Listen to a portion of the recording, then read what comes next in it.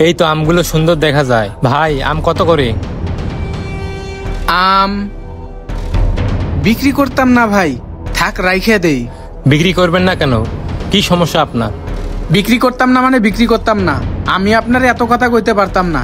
আপনি এখান থেকে যান। তো বিক্রি করবেন না, এত বড় দোকান দিয়ে বসে আছেন কেন? সব ফলগুলা কি নষ্ট করে ফেলাই দিবেন? ভাই আমি আপনার এত কৈফিয়ত দিতে পারবো না।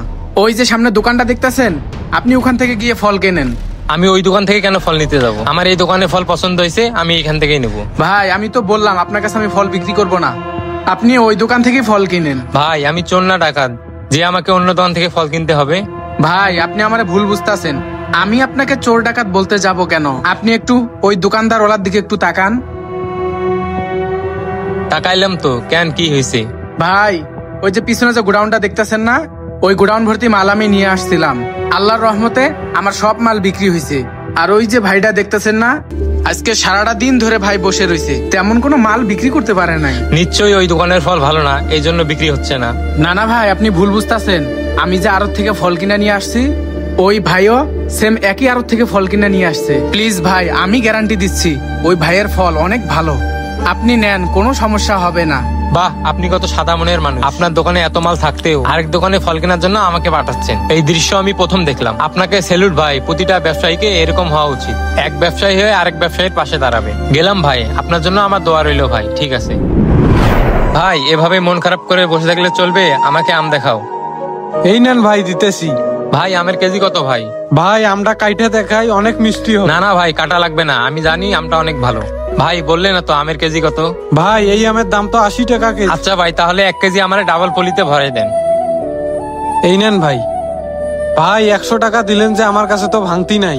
না না সমস্যা নাই, ওই 100 টাকা তুমি রাইখা দাও। ভাই এই 100 টাকায় রাইখে দিতাম। পুরাটা রাইখা দাও, যদি কোনো এক সময় ফল কিনতে আসি তাহলে দিও। আচ্ছা ভাই একটা কথা বলি, তোমাদের আশেপাশের দোকানগুলো অনেক ভালো। ভাই আপনি আবার হঠাৎ এই কথা বলতেছেন? ভাই এতটুকু বলতে পারবো, আপনার বরাবর যে দোকানদার, সে দিন শেষে আপনার দোকানে কিছু কাস্টমার পাঠায়। ভাই সবসময় সৎভাবে ব্যবসা করবেন, আল্লাহ কখনো আপনাকে নিরাশ করবে না। ঠিক আছে, ভালো থাকেন, আমি যাই। দেখছো সামনের ওই দোকানদার ভাই কত ভালো, আমার জন্য লোক পাঠাইছি, আর তারে নিয়ে আমি হিংসা করতাম। আল্লাহ তুমি আমারে মাফ করে দিও। ভাই আমারে আপনি মাফ করে দেন। কি হয়েছে তোমার? তুমি আমার কাছে মাপ চাচ্ছ কেন? ভাই আগে আপনি কোন, আপনি আমারে মাফ করে দিবেন। বোকা, মাফ করার মালিক আমি না, মাফ করার মালিক ওই আল্লাহ। কি হয়েছে আগে কও। আপনারে দেখে আমি হিংসা করতাম। হিংসা করতা? আপনার প্রতিদিনের বেচা কিনা দেখা আমি মনে মনে ভাবতাম, আমারও যদি এমন বেচা কিনা হইতো। আমি খুব হতাশায় থাকতাম, আর আল্লাহরে কইতাম, আল্লাহ সামনের দোকানদারকে দেখো আর আমারে দেখো না।